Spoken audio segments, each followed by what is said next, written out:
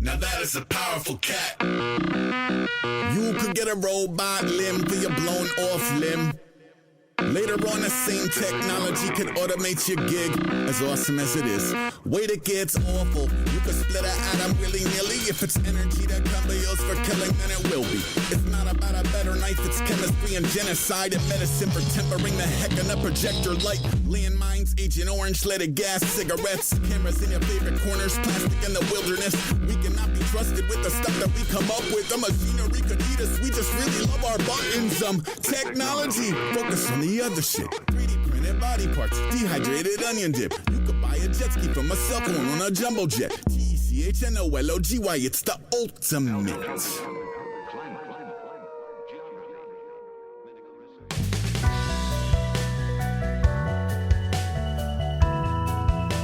This episode of The Harmonious Gentleman is brought to you by our friends at Blind Man Brewing, the most awarded brewery in Canada. They brew innovative, high-quality, and flavorful beer while working for sustainability through their green initiatives. Blind Man Brewing hosts all kinds of harmonious fun at their beautiful tap room in Lacombe, Alberta. Live music, cornhole leagues, wonderful tacos, or a refreshing pint with friends. There's always something fresh and tasty at Blind Man Brewing.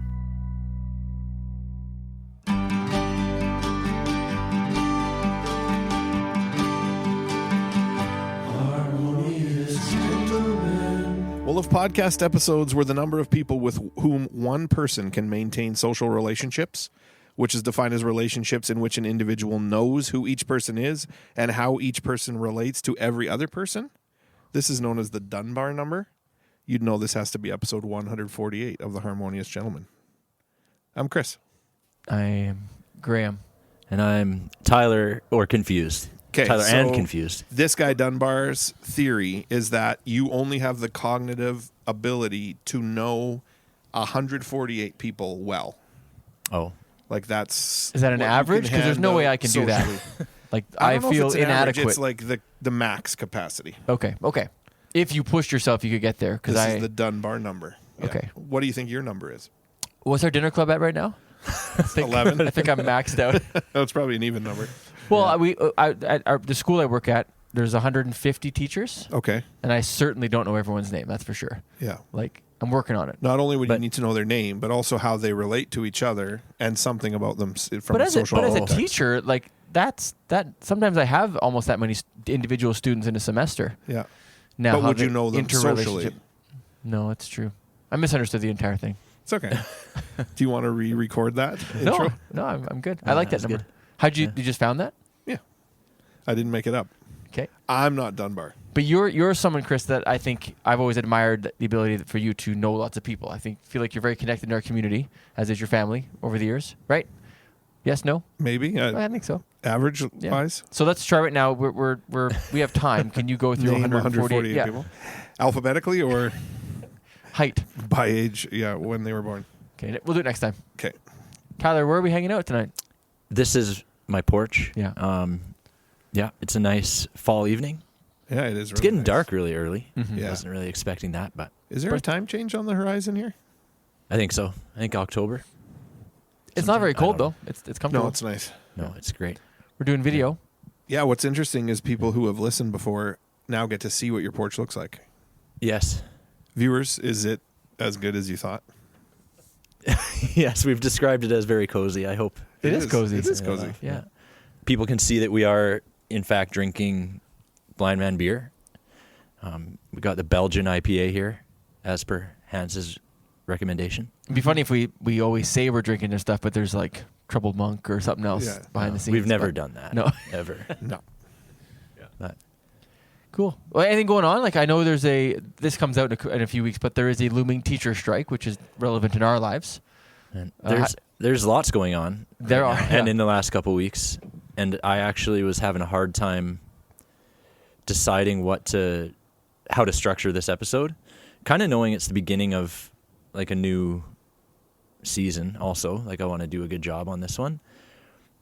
But there was so much going on in our world that I wanted to talk about that I knew would be very difficult to talk about harmoniously. Like the teacher strike, like the killing of Charlie Kirk and the aftermath, and ongoing wars and trade wars, and like there's just so much going on that is challenging to discuss. So I wanted to bring that forward to you guys.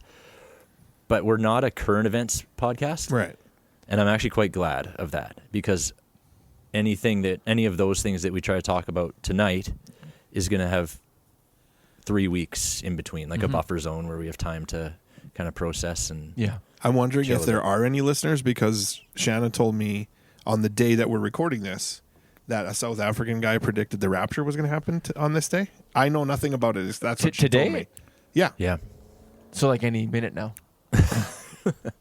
I hope we haven't missed it, but I was shocked to hear that like somebody had Whenever we calculated the date. I don't know. Whenever we do this sort of song and dance end of the world thing, it comes around every few years. Yeah. It's predicted. It doesn't happen. I always think about the Parks and Rec episode where Ron Swanson, I think he handcrafts like wooden flutes, and he goes to this rapture celebration and kind of sells them. He makes a buck off people who like think the world is ending, so he sells a bunch of. Is it flutes? Listeners, let us know.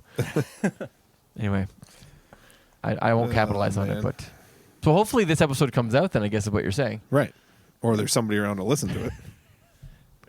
Someone left behind anyway. Okay. Did you read the Left Behind series, Chris? I read the first book when it came out. So this is like maybe 25 years ago. Yeah. I was like, wow, like this is going to be really great. And then by the time the second book came out, I was like, interesting. Like this story's still continuing. And then I didn't read any more past the first, but by the time the 13th book or something came out, I thought, are that many books? Like Jesus will return before this series is over. And, the first one was like exciting, well written, and sort of well written. Like, I was captivated by the story. Yeah. I have no idea where it went and what happened with it. And yeah, me neither. I also don't believe in that eschatology. So it's all I know is Kirk Cameron was in the movie. Yeah. So was Nick Cage. They made two different ones. Nick Cage. Yeah. Wow. Oh, that's right. So Tyler, you're prepared to lead us tonight. Yeah. Anything we should know going in? Well, what did you guys think about the song at the beginning? Oh, yeah. I was going to ask you. First of all, that's got to go in my running playlist. Like, I loved it. Yeah. Yeah, and who's that by? It's Aesop Rock. Yeah. He's an artist that I've recommended, I'm sure, before on this podcast. Well, when we interviewed Homeboy Sandman, he's a big friend, kind of a hero. Yeah, they do a lot together, and they've toured together and so on. But that song is called Mindful Solutionism. And I think a year ago, I planned a whole episode where I was going to kind of go through that song verse by verse and kind of structure the episode around the song and technology and the future of it. So it was kind of a inspiration for this episode. So that's why I played at the beginning, because it was the starting point for where we're going tonight. Yeah. You shouldn't make the intro cold open music so good, because then my jingles have to follow it up, and it's like, whoops. Your jingles are great. Yeah. Nah, that's what I was fishing for. Thank you.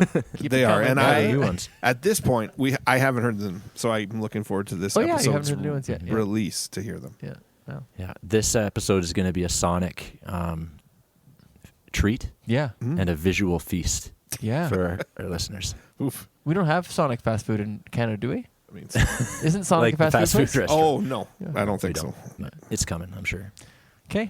Sorry. Sorry about missing the first pop culture reference, which worries you guys a little bit. You got the Left Behind. There are like 12. That's how you know a joke is good, when you have to explain it Right. in a moment of awkwardness. Yeah. Okay, cool. I'm excited. Like, when you mentioned the topic a few moments ago, Tyler, it got me pretty excited. Yeah. Like, I would love to delve into this. With the new format, do we still recommend things?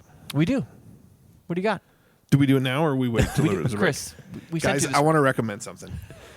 And I'm excited about this because it's just the recommendation is to watch the intro to shows. We've talked about your friend. I think you have a good friend who created the skip intro guy. Not a good friend Best anymore, friend? but no.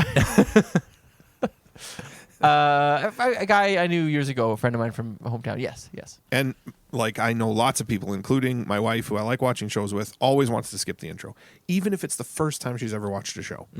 When it's like you have a chance to watch a really good. People put a lot of work into that. You get to see who's part of the show. But can you think of like your favorite intro? Maybe you like the Game of Thrones one. I like The Wire a lot.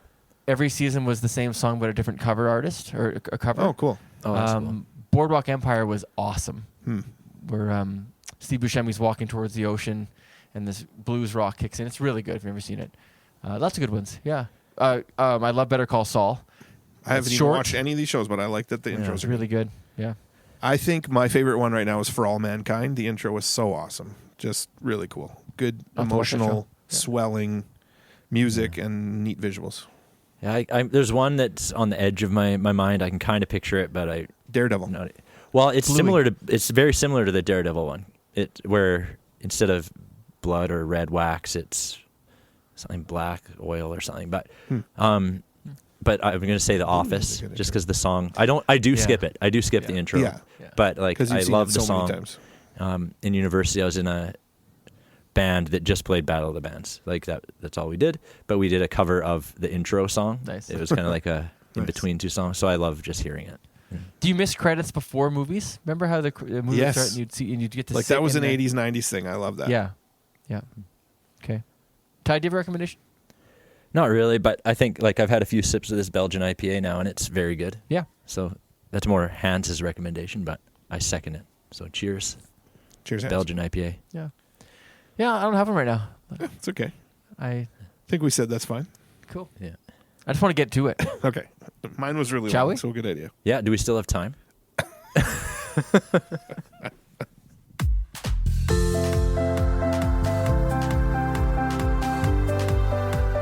This segment is brought to you by the King's University in Edmonton, Alberta. Check out King's brand new Bachelor of Kinesiology degree. This integrative, highly practical health sciences program is about preparing you for careers in human performance, sports, and biomechanics.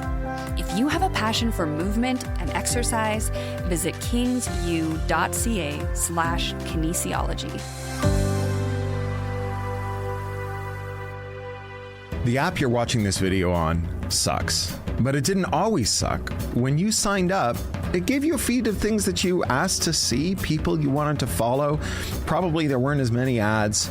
And over time, the value that the platform gives to you has decreased and decreased and decreased until you are getting almost nothing out of it. And yet, you find it hard to leave. Maybe you think that you're being brainwashed, that some tech bro wizard has hacked your dopamine loops. But actually what's happening is a 3-stage process that I call enshittification. Have you guys noticed the internet getting enshittified? Yes. I thought you were How going so? I thought you were going farther with that. I would say probably. But I want to hear what Graham's certainty is. I think it's easier for me to talk about this with specific examples. Because I also don't want to sound like some old guy saying back in my day things Too were better. late. You're on the train. Well, I know. Just ride it. I'm aware of that. But I do think that when it comes to the internet as a medium, I do think it's worse. Objectively worse in almost every way. But to use examples, if you're looking for examples, Google is a good example to me. Where a simple Google search, to me, is like a mess. Like when you do a Google search now, it's AI garbage. It's paid sponsors. It's not what it used to be. And to me, you could argue that, but I would love to hear a counter to that. I think Google's terrible compared to what it used to be. You know, you would and you could actually find interesting things on Googling without going to the 1000th page or whatever of results. Right. Yeah. So that's an easy one. I don't know if I feel like mostly I use the internet for work. So creating documents, sometimes communicating with people, lots of email. When I use it for things that aren't work, it's almost only 2 websites, Sportsnet, and then I like to look up realty things in our so it's almost like my habits are also boring because I probably used to look up things that were funny, like joke pages or learn about animals or those kind of things. And I know I could if I wanted to, but I don't really do that anymore. So maybe the algorithm has made me more boring too. I don't even try to do creative things like I used to. Yeah, maybe. And it's harder to do creative things on the internet. It's by design harder. Yeah. You don't go to websites that are unique and interesting anymore. You get a feed. Right. Yeah. That compiles things for you. Yeah, something has been curated for you. There's no discovery. Even things like Pinterest or whatever. It's you probably will enjoy this, and it's emailed to your inbox. Yeah. And it's I used to look things up, and now I don't even have to do that. Right. Because it thinks I want to just see pictures of like a cool backyard or something. Yeah. So Google is one I want to talk about. Okay. Because it's a really good example of enshittification. YouTube is owned by Google, same thing. I mean, as a platform. Yeah. And it sounds, Graham, like have you heard this word before? I've heard the word last year. I heard it somewhere, and I think my wife and I talked about it, and it just felt so right. Like it made a lot of sense to me, and kind of put a lot of how I'd been feeling into a nice word. Yeah, it actually won like 2024 Word of the Year. According to, I think there's different dictionaries have different words of the year. Google did not declare that. Right. They fought hard. But for Skibbity Riz. Is that one word or two? Oh, I don't know. It's coined by author Cory Doctorow, and he's I think like a university professor, and he's a sci-fi novelist. Like he's a smart dude, but he knew what he was doing by putting like the word shit in the middle. Like he knew it would kind of be a catchy concept, a catchy word for this concept that he came up with. But I'm just going to give you a very simple overview of like the greater theory. He mentioned in that little recording that there's 3 stages to enshittification. One is the user-friendly stage. So it attracts users and content creators with free or high-value services. So if you think about Google, I don't know how long ago, like Google search came on the scene, but it was 25 years ago at least, I think. Yeah, like there was Alta Vista before that. Yeah. It was... Maybe I shouldn't say 25, but I bet 20. Like I don't remember the internet before Google, really, myself. I do, but they're kind of fuzzy, yeah. Right. Like the internet when it started was people could post. It's kind of like message boards. Like you can just throw things on the internet and people could find it, but the search engines were very simple. Like it would just look for keywords, and then website designers realized you could just put that keyword in white font on a white background 1,000 times, and now you're going to be number one, the one that gets found every time. But Google had a much more complex way of doing things when they introduced their search engine, and it was actually very good. Yeah. Like you could find all kinds of things, and you could find the best searches, like the best results for your search.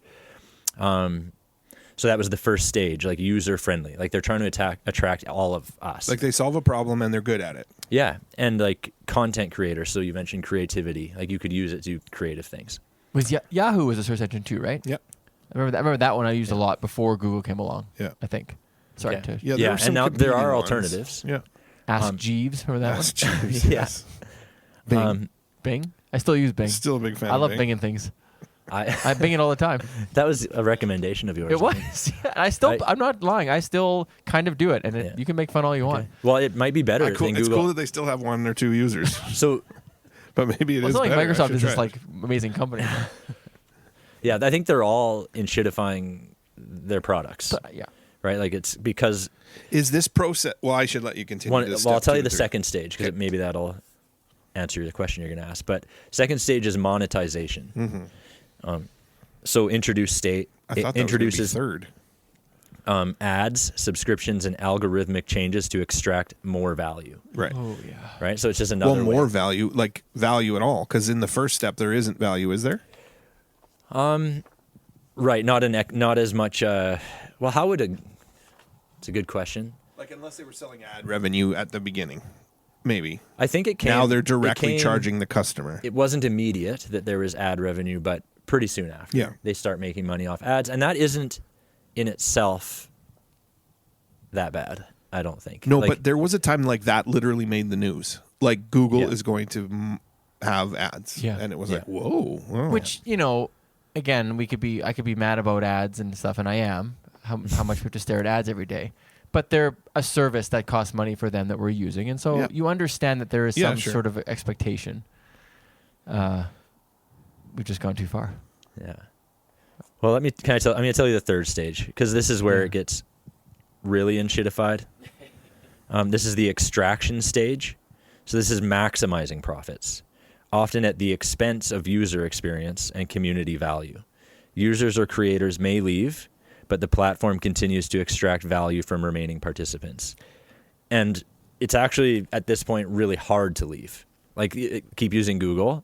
I don't intend to only talk about Google, but it's just a really clear example. And our whole public school teaching email is all Google based. Right. Like, we have no choice. And Docs, spreadsheets, forums, presentations. Google comes on the scene, Chromebooks. introduces a really good product, right? And everybody uses it.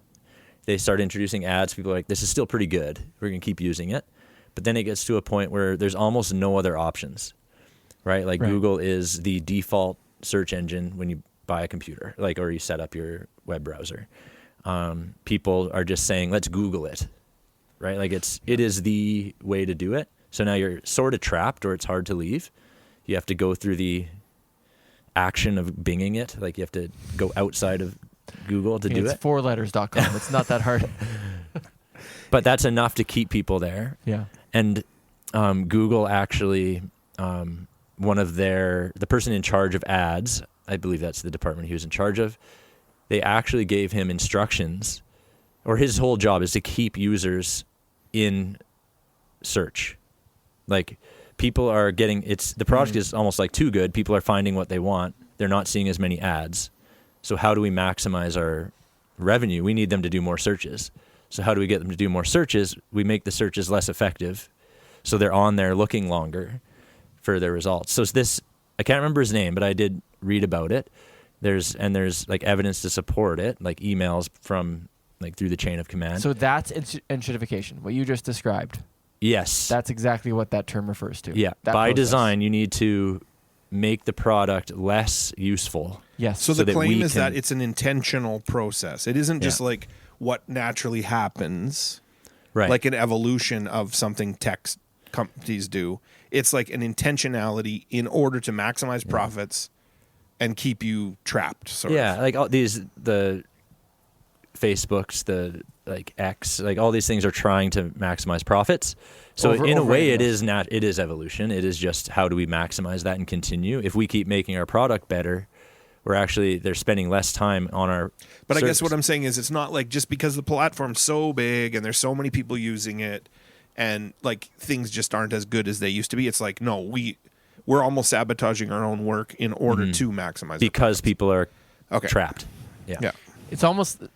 It's not planned obsolescence, but that is like a precedent Kind of. that corporations have set for 150 years. Like it's not outside of the realm of possibility that a company would do that to themselves. No. How many times have you had an app or a website or a program update and it's less? like, this seems worse. It's worse. Yeah. It doesn't work as well. There's 4 clicks instead of 2 clicks. Like that happens all the time. So it'd be hard to argue against this process in my mind anyway. So does this guy have any pushback? Like, is there anybody saying, look, this is just Probably revisionist Google? history. It's conservatism looking back and saying the good old days were better. Or no, this is what's happening internet wide.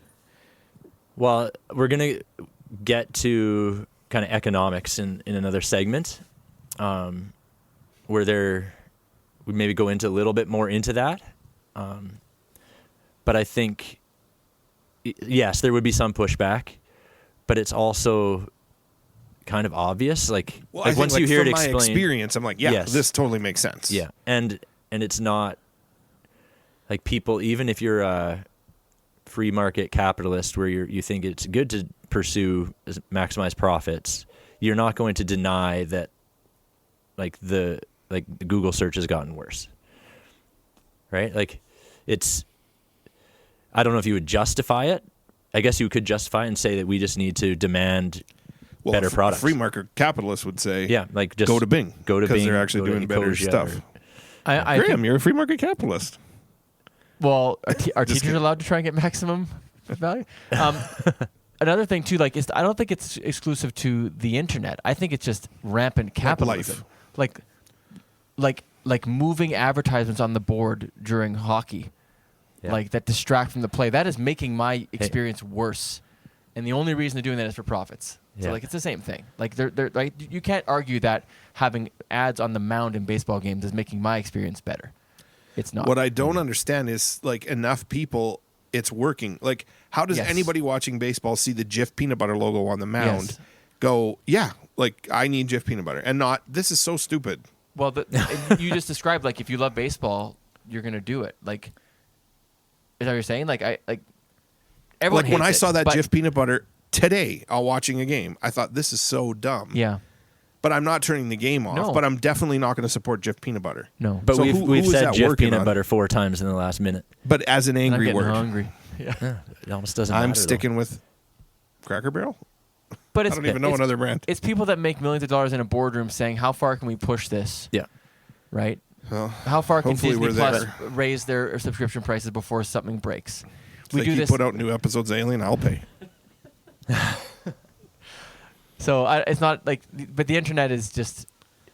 I know it's a different. It's a specific topic, and I agree with it. But I think I'm noticing a lot of places in even just ad pollution is just insane to me. Well, and these days, like I think there's other examples besides the internet where it's like a bunch of creatives make something that could be useful and change the world, and it just turns into a crappy ad.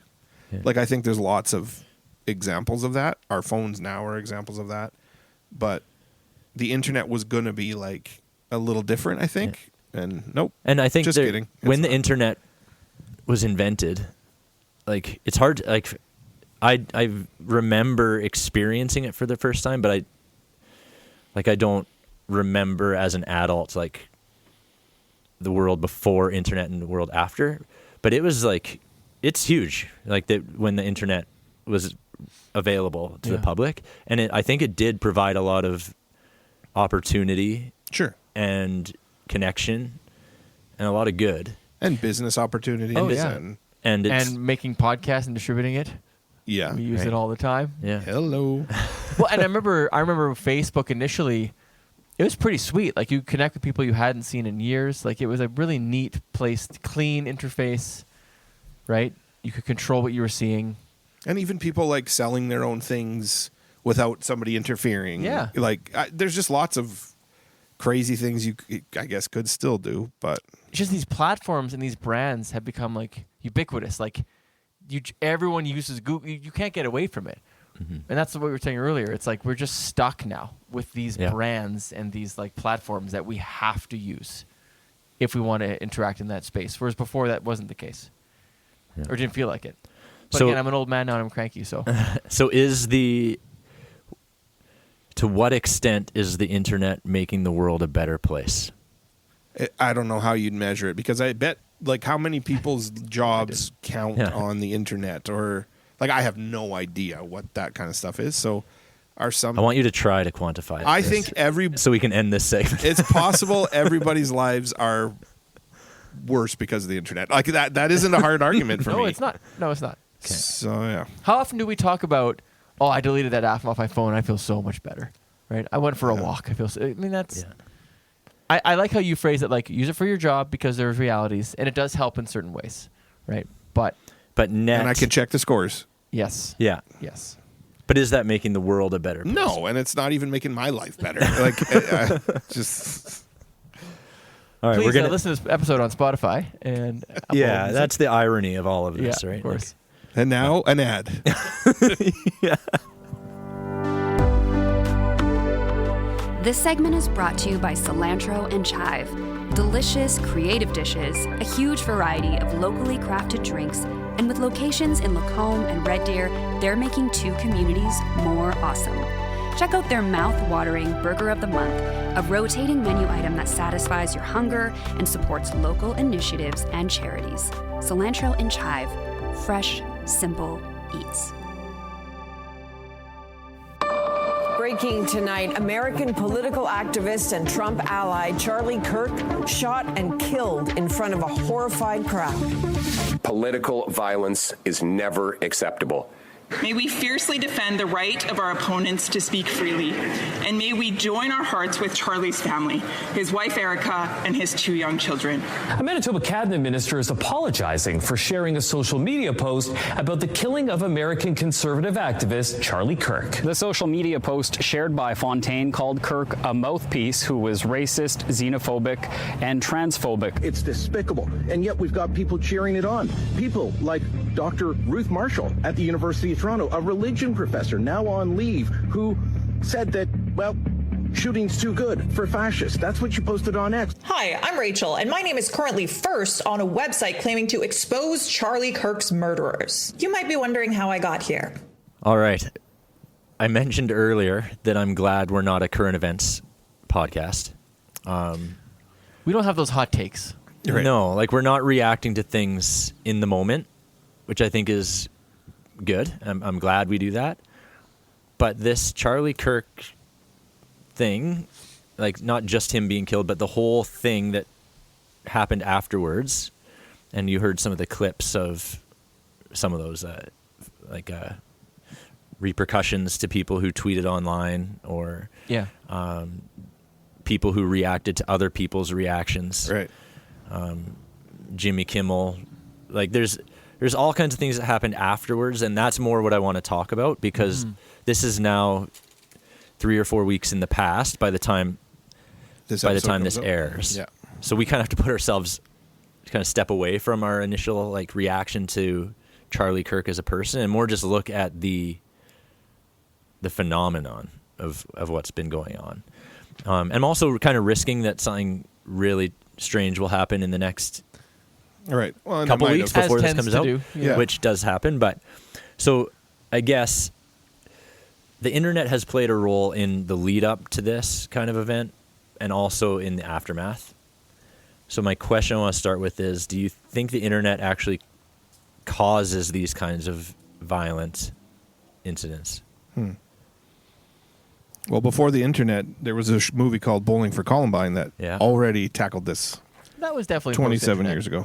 Yeah, but early internet. Early internet, yeah. But I think anybody can be radicalized. I just think the internet is a really, it's like a quick way to do it. Yeah. You know, it's a quick. Well, and you find communities of people that are like-minded, I think, much easier than you would in real life. Right. Or, well, the internet's real life. I don't mean that. In live action, I don't know what the word is. Well, in real time, offline. It can connect you to people very quickly. So I would say yes, the internet has contributed to these kinds of things.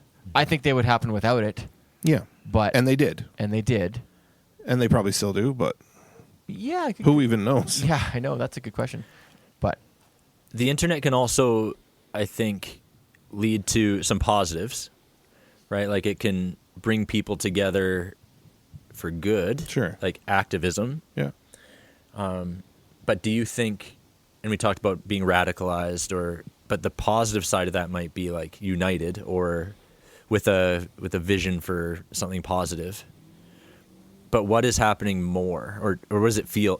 To me, it feels like anger is the result. That it's like the internet is allowing these groups to come together too quick and in reaction to each other too quickly.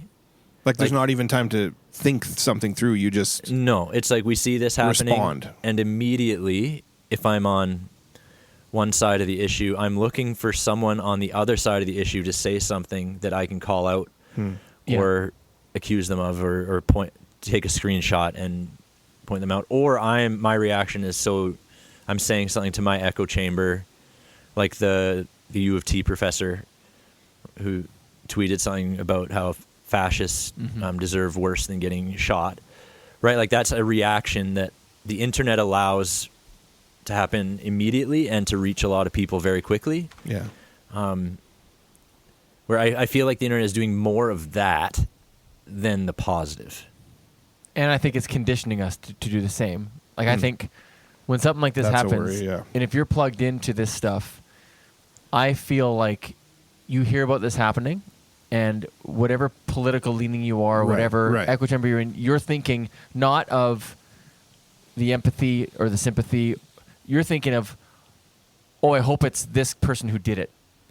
Like immediately. It's about how you're going to react to the story based on that. Or you hear the reaction and you go, all liberals are insensitive jerks. Or all conservatives are fascists or whatever. And admit it, when you guys heard about it, one of your thoughts was probably like, I wonder what the political leanings of the person who did it was. Like that is part of what's in our minds, which is natural, I guess. Yeah. But like that drives the whole thing. It's like how do I politically angle myself in the better light after this happens? Do you think there's something about this that, like, I don't know, harkens back to like newspapers and then television news where like the bad news sells more than the, like, aren't there good things also happening that it doesn't make it for a good story maybe?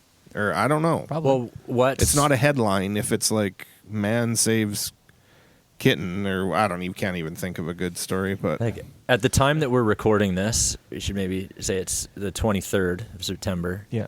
Like the killing of Charlie Kirk was a week ago-ish. I don't know the actual date, but like I just wanted to kind of timestamp it in case things change. But this story has been the biggest story. Yeah. Right. And I think it's because it is polarized. Like it's not. I agree. It's not just that someone was shot, because people are shot every day in the United States. Yeah. But this one, the reaction online and even in Canada has been so polarized that it just keeps fueling our streams and our algorithms. Yeah. Like, and it just whatever, like replicates. Like it's like we can't stop it now. Like it's all we're gonna see. I texted friend of the pod Peter, living in the States, and I that was my question. I thought, like, what am I missing? Like, why is this such a massive? What about this person who is not a super famous person, not a super influential person, but a voice in a certain political echo chamber? What about?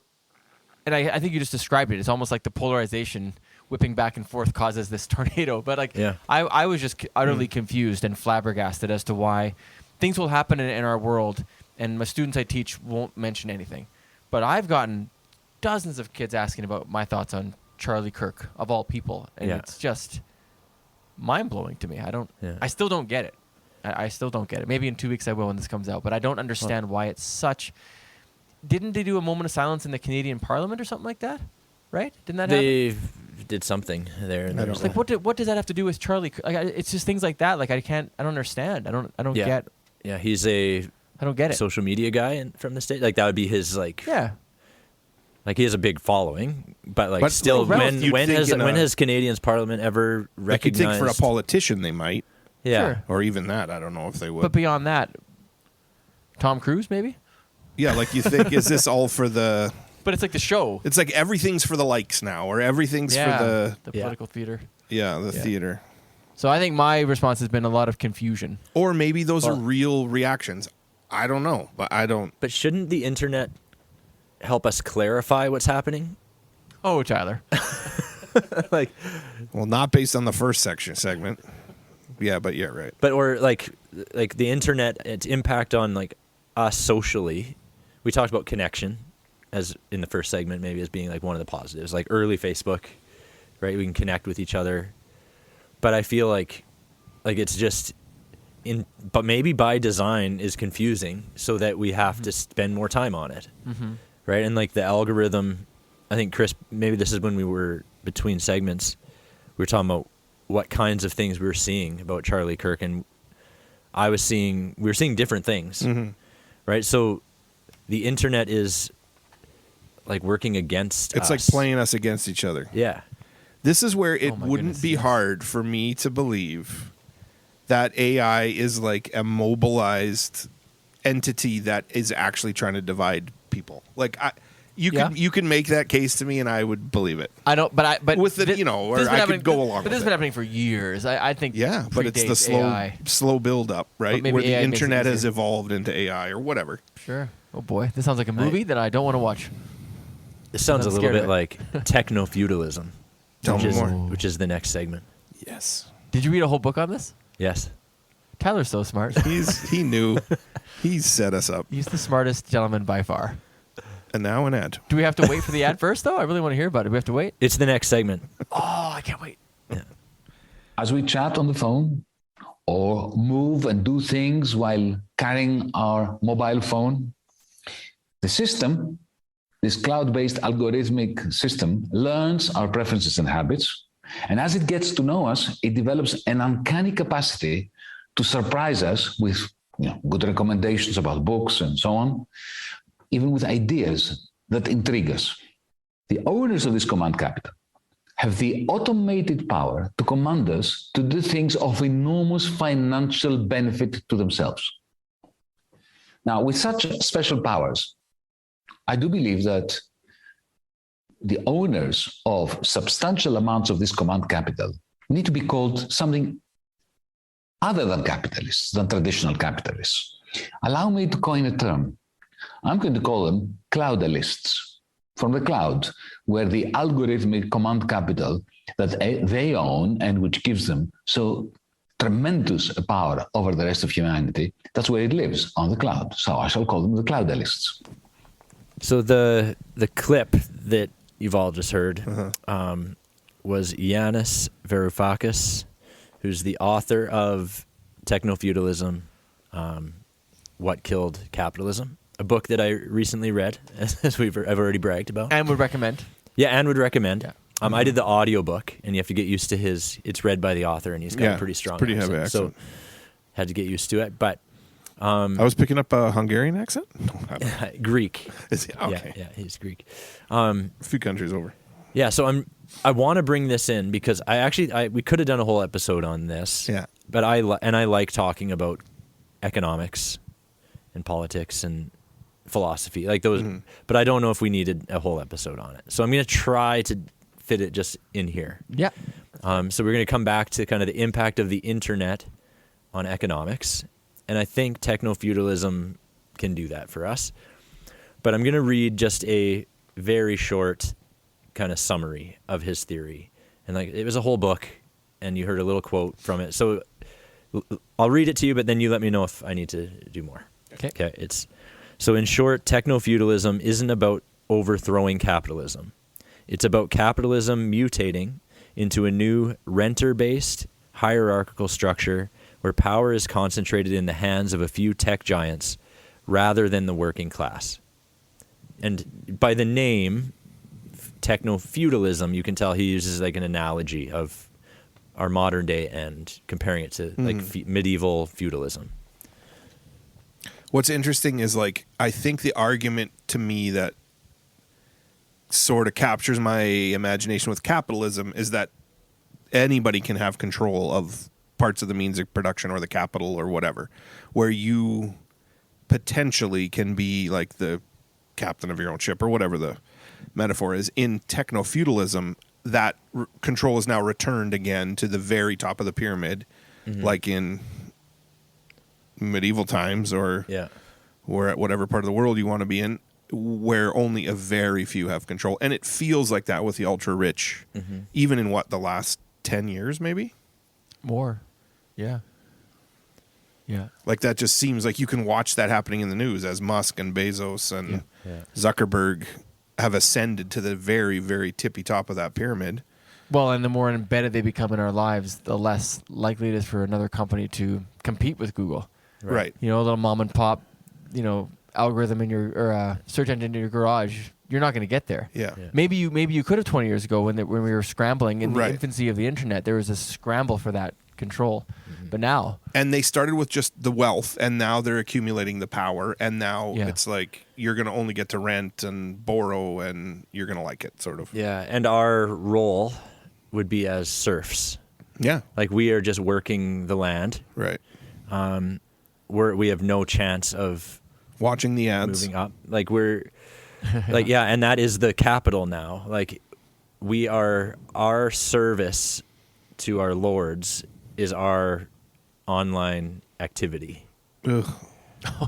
It's like we're the character in Sims. It's so pathetic. Well, in this book, he paints a pretty bleak picture, and he talks about how our value to these lords is our activity, but ultimately it's our identity.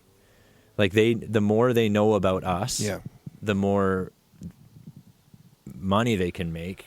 Because through it's all algorithms. It's some of it can be, maybe some of the book took a little leap where I was like, I would wonder if that's true, if true, it's very scary. Like access to our banking information and like our purchasing. Yeah. But that's almost too easy. They want to keep you alive to. Well, they're not trying to steal our money. Suck you dry for the they know not to kill the golden goose. No, they want us to. Yeah. They want to control where we spend our money. They don't want to take our money straight from us. Right. They just want to have all that data. Like the data is the new capital. It's like he calls them cloudalists, but he also talks about cloud capital. Like everything that we're doing on our phones is valuable in of itself. It's not the monetary value of my swipes on Instagram. It's the algorithmic value of it. Well, and we give it freely. Right. Like we don't even blink. We're lining up to buy Not the only device to waste our capital. We train our children.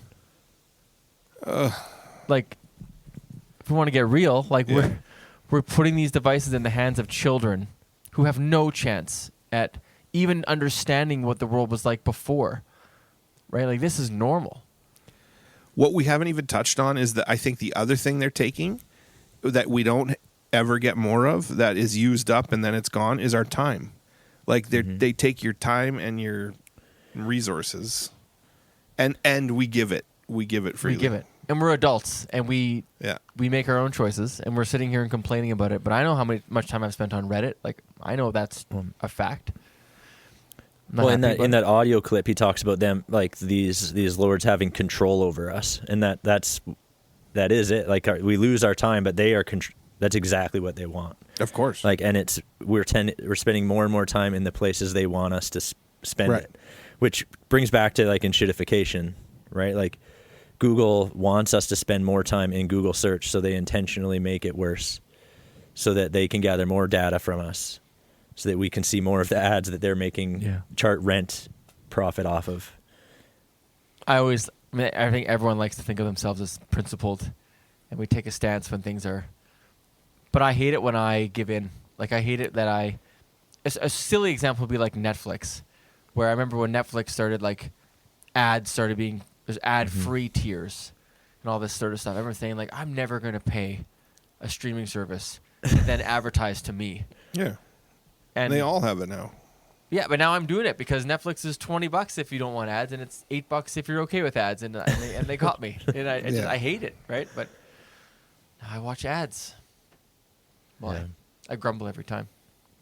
Do you ever, like, if your phone has, like, an ad, do you ever, like, yell angrily so the algorithm so it hears you? You know? Makes you and it does. It does. But it doesn't help. Like, no, I know it doesn't do anything. I know.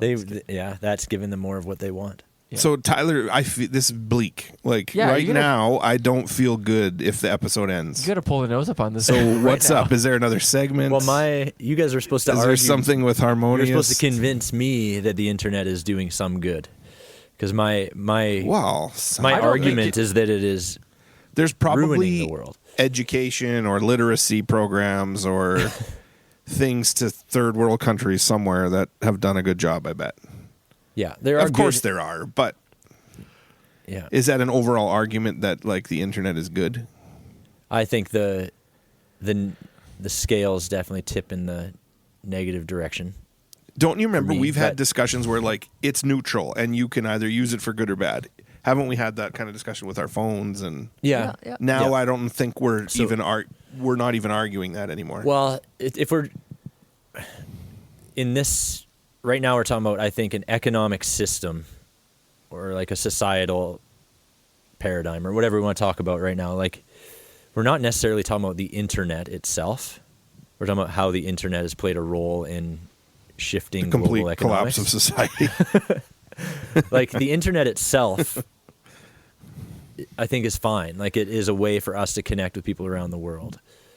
But it is our decisions that we've made as a society to allow these corporations the freedom to use it how they want to use it.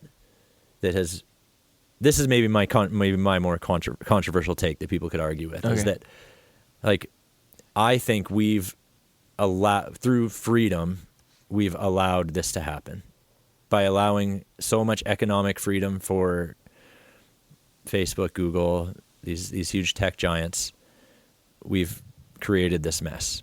But have we allowed it, or have they just taken it? But they're only going to take what's available. Like, so what is supposed to stop that? Like what government intervention and like and government regulation? intervention, they're bought by the people who are doing it. So good luck with that. yeah, like this. The book would make the argument that like an antitrust case against Google, or antitrust is what you which call there it. have been. Which there's been cases like the United States government against Google. I think Canada might have even has taken some action. Australia against had a big, I think, Facebook and stuff. Yeah. But it's the case that the author is making is that it's too late. Like the power is in the hands of the tech giants. They have now. it already. Yeah, they have it already. So he does write one chapter where he tries to paint a more positive, like an alternative future, but it kind of gives these like what if scenarios. Like, what if Facebook wasn't owned by like one person or like a handful of people? What if it was like run as a group of people for the good of the people? Or what if Amazon was a co-op?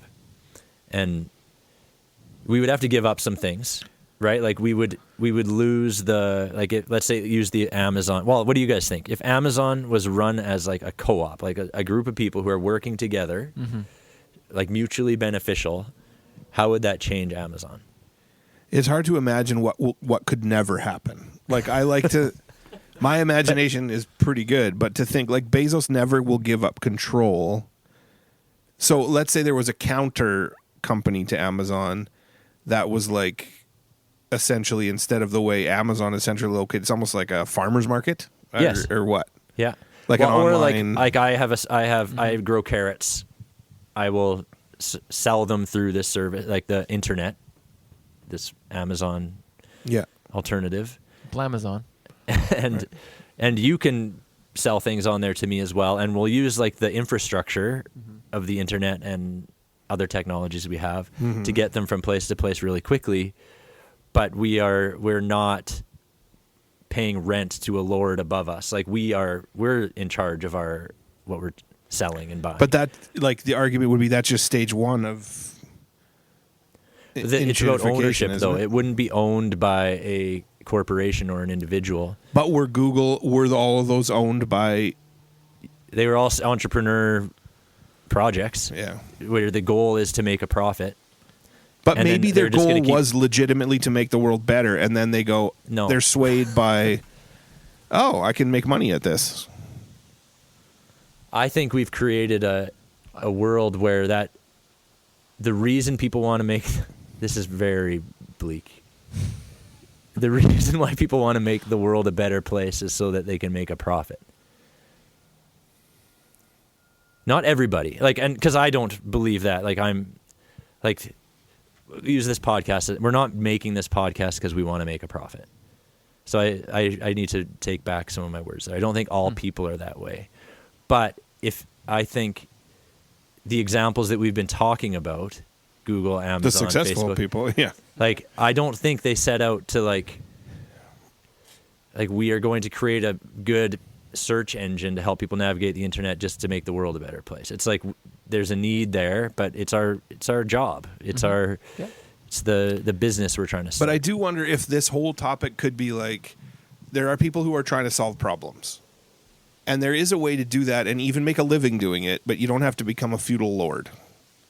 Is that even possible anymore? Or is everybody, are you a feudal lord or a feudal servant? Are those our only choices? Well, what if Google did not become a publicly traded company? Like, what if? Yeah. I feel like that's a big change for these big corporations. Like, once making a profit's not enough anymore. Like, once you have to make more every year, things fundamentally change. Like, growth is the only growth metric. Is the goal. So you could make up some money every year owning Google before all it changed, and that's cool. But to me, it's like sustainability, health, like thriving. That isn't it. It's about. But once you're publicly bigger. traded, and once you have that corporate structure, in my mind, it's like you. There's no humanity anymore. There's no empathy. It's just literally you will harm people if you can get away with it if you make more money. Like you will do it. That's what it seems like.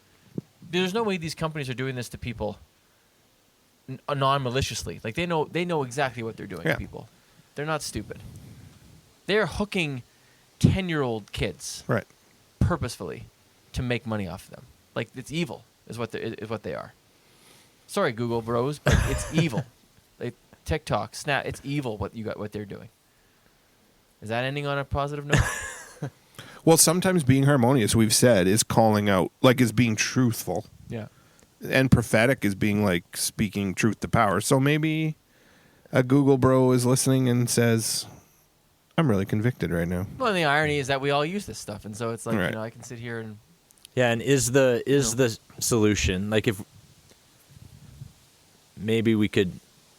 Graham, do you think we should do another segment or just go straight into like a one here? Let's keep on rolling, man. Yeah. Okay, I think the last segment I wanted to do is try to be a little more positive. Yeah. And maybe economics isn't the area to try to do that in. Well, maybe never been. No. Yeah. But like what...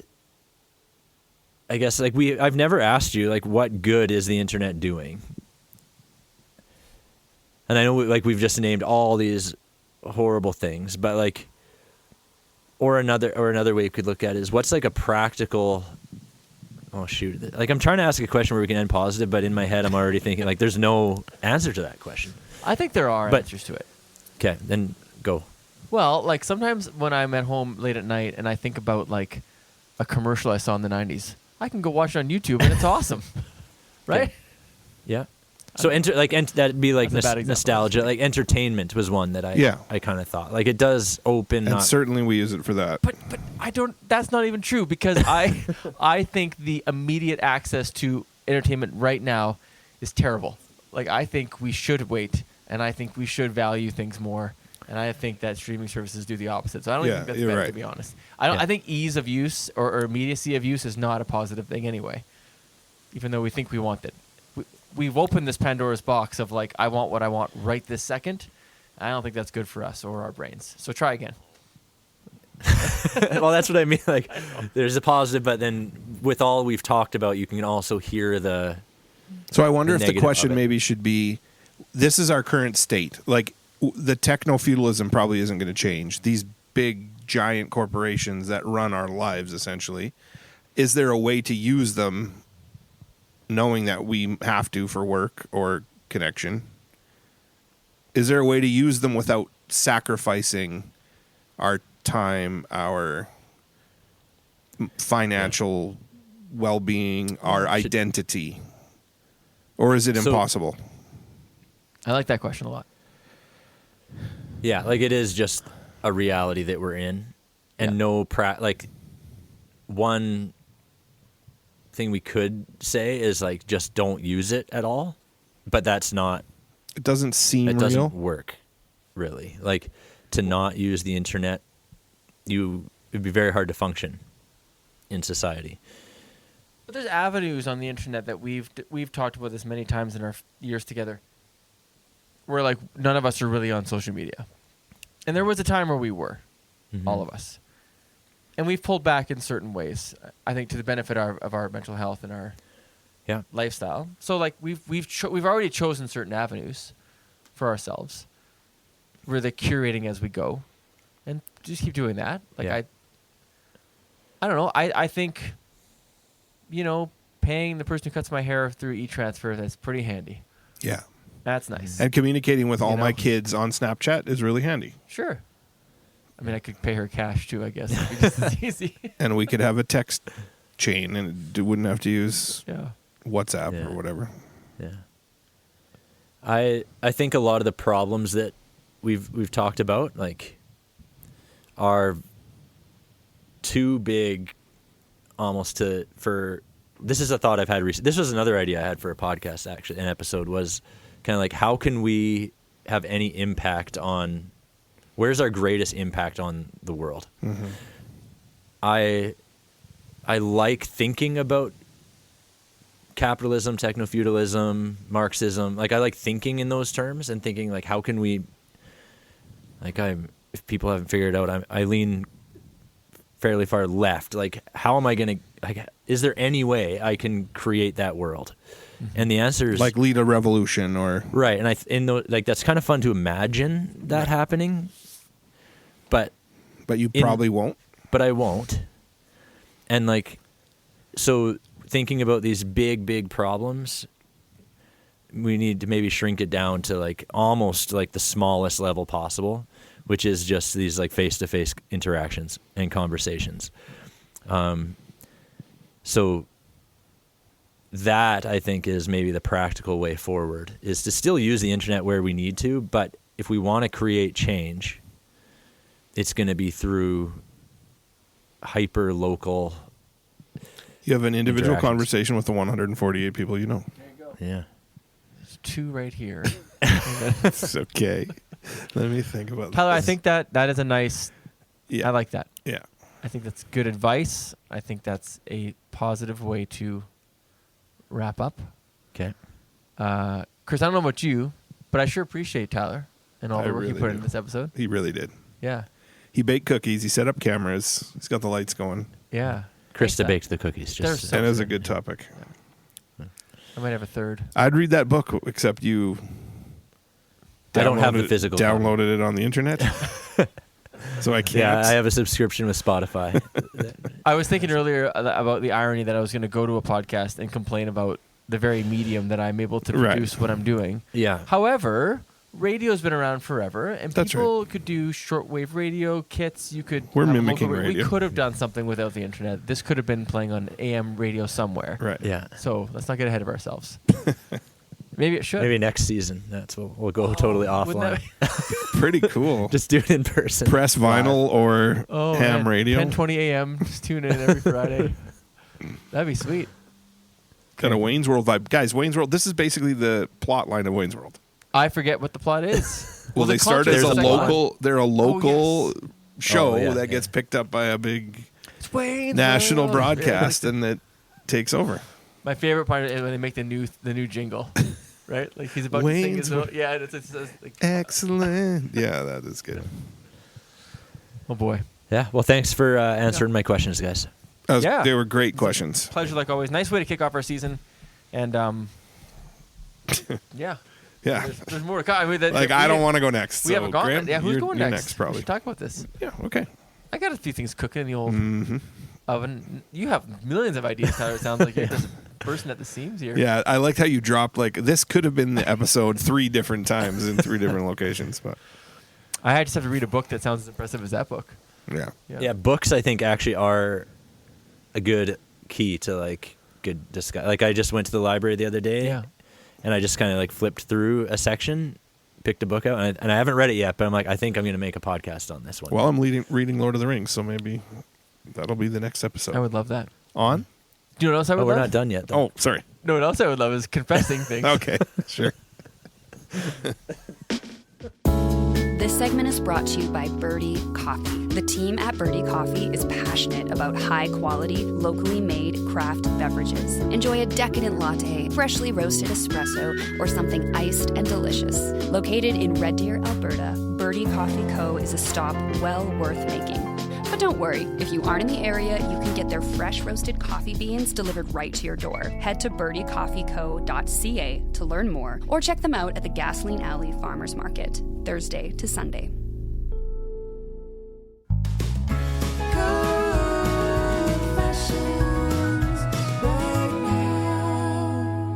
So it feels appropriate to do a confession at this point after talking about the internet and our bleak future. It wasn't our most harmonious episode, right? It was a lot of. It wasn't our most hopeful. That's for sure. True. Yeah. No. But I still like hanging out with you guys. I still feel good. No, it was a good discussion. Yeah. But I think it was difficult to talk about it. Not that we're divided on the issue, but that it's just a difficult thing that we live within or live with. But anyways, let's get to confess some things. On that note. And then let's post this on the internet. Yes, right. Do you guys want to go first, or do you want me to go first? No, yours is probably really good, so I'll get my crappy one out of the way. All right. Way before the internet, when you were young and you would do things, maybe you guys did this, if you were out running at night, you'd be like, okay, I got to get to that next street light before pretend somebody's chasing you or something. Did you ever do things like that? Yeah. But then I would do things I got to hold my breath for so long, or I don't know. I would make like little games for these things. But it got to a point, like if I was in my basement and the lights were off, I'd be like, okay, I just got to run to the stairs before like the imaginary thing catches me. Yeah. But now there's times when I'm like in my house by myself and I'll like, I get to the point where I like remember that, I think, and I just freak myself out. Like I know nothing is there, but. You still do it now. Well, it's not like, it's 60s. Almost like I don't mean to do it, but now I'm doing it because it's like, okay, quick run up the stairs because. I definitely sometimes in the basement late at night, I'll like walk a little faster to get out of there. Freak myself out. It's like, it's embarrassing. That's okay. Yeah. That's a good but confession. I've trained myself to be weak. There are times where I imagine that someone's been chasing me for a long time, like years, and they've tracked me down to Red Deer, and I'll be in like a hallway, and I'll imagine that they're like they come around the hall, and they see me, and well sometimes, and then I'll like get down the stairs as fast as I can. So it's like a way to get me downstairs quicker. Okay, this isn't gonna. It's intense. It's my confession too. It's very rare that I do this. Right, I like it. So like you've leveled up. Yeah, for sure. My actual confession, Chris, is that on the drive out here, my confession is that I kind of wanted to ask you, like, were you like farting in the car? Never or was once. that outside smell? Must have been outside. It was so. Do you notice that? No. Okay. My nose is plugged. I've had a cold. I drove Chris out here today, and there was 2 or 3 times like I was just like, smell whoa, like farts. like I thought you were really passing some gas in my car. No, and you could have asked. And I know we're close enough I could have asked, but like the second and third time it was like, what is happening in this car? I hope we smell it on the way home too. Well, just so I have a chance to clear my name. So it was farming. It was. I mean, there's some farm everywhere. stuff going on, but and I thought the smell actually is improved. But can you smell it now? I was worried. I legit almost asked you. I'm like, are you okay? It stunk here before you guys got here. Okay. Because they were spraying manure just over there. It was such a consistent odor that I kind of assumed it wasn't you, but I was sort of that's concerned. Hilarious. And sorry. And what if it is me and I wasn't farting? Now I am worried about so many things. Hey, can I just quickly follow up on another confession where I said I hadn't sent my brother's swimming shorts back. Yeah. They were sent a couple days later. Okay. And they got there. But not the day we forgot to ask you. I think it was the next day or something. It was very soon after. But I was how did you send them? Like a box parcel like thing? just in the mail. In the mail. But then it was like $20 to send. I bet. So I was a little bit like, should I charge him? Like, should I send him? He forgot him. He forgot him. He forgot him at my house, but then I took like 4 or 5 months to get him back. Cash on delivery. So I didn't ask for the $20, but I was a little bit like, I'll confess this. I was kind of like, this is $20. I'll send you $15 just to buy another pair. Well, exactly. How much did these cost, right? Right. They weren't that. Buy them on Amazon, get them delivered to his house. Next day delivery. Yeah. I could have saved 5 months. Anyway, it worked. Like announcing it on the podcast worked. His confession: he's been swimming nude for half a year. Do you have one for us to bring us home here? Well, I do. It's that I actually have a few certifications as a Google educator. Right, you do. I forgot about that. So I've got some stickers on my clipboard. Google for Education certified innovator, and you spent I used to have the badges on my email. When I sent an email, you'd see these little badges for these things I've done. But and my confession, I guess, is that if they reached out and offered me, like last year, I went to Ireland to Google a Google headquarters thing, and I did it, and so that's kind of my confession, is that I have these feelings about Google, the corporation, and I, in my everyday life, am not afraid to speak out against them. But if they want to buy me some good if they want to send you to Ireland, you'll send me to Ireland. I will definitely take it from them. So, hopefully they don't cancel our podcast after this. Yeah, they could. They could buy us out. They could take away my certification. Could you take it? What would it take for Google? Google's got a blank check. $100. Guys, you can stop doing this for this much. We'll never stop. No. You can't stop us, Google. No. Speaking of things that you can't stop, listener email. Oh, man. It's just coming in like crazy right now, especially since the season's new. And harmoniousgentleman@gmail.com is a place to keep sending your queries, questions, complaints, praises. And as we mentioned, we got some merch stuff coming up. So it's being worked on as we speak, but we will be making some announcements in the weeks and months ahead, and be ready for that. We love giving stuff away. Oh, it's fun. When I see my buddy Gary wearing the Harmonious hat, it just warms my heart. Isn't it? Yeah, and he wears it lots. Yeah. We are our buddy Gary. Sorry, I said my buddy. No, it's okay. He's all he of our is your buddy. Yeah. We are also on Instagram. We exist on Instagram. This is a good time to say it. And Substack. It's ironic. I've talked one time. I said I just want to like delete our Instagram account. Yeah. Out of principle, like for a lot of the reasons we're talking about tonight. But maybe tonight's the night. But I also, I don't know. Like I feel like if we're going to do a podcast that feels like something we have to do. So maybe through an email, which I think we should keep our email running. I don't think we should get rid of email. That's just. I love the emails. It's kind of old school. Yeah. We had a lot of. Maybe weigh in. Like, do you think there's any value in us continuing Instagram? Do you want us to actually post more? Is that where you're looking for updates and news about what we're doing and our merch? Or do you support us just deleting it and going kind of old school? I do like that on the Substack subscription, like you get an email when there's a new episode. Yeah. And for me, that's a nice way to hear about a new episode of a podcast. Yeah.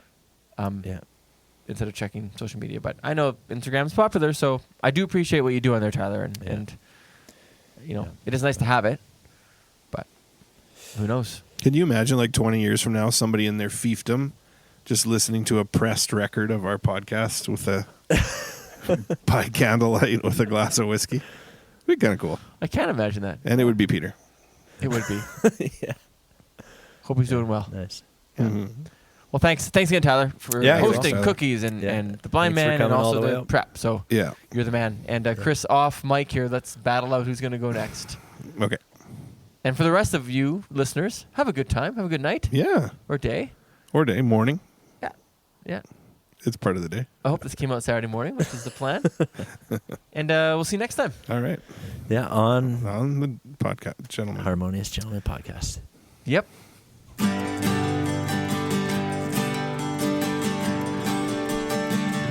Harmonious Gentleman. Unlimited technology from the whole universe, and we cruise around in a Ford POS.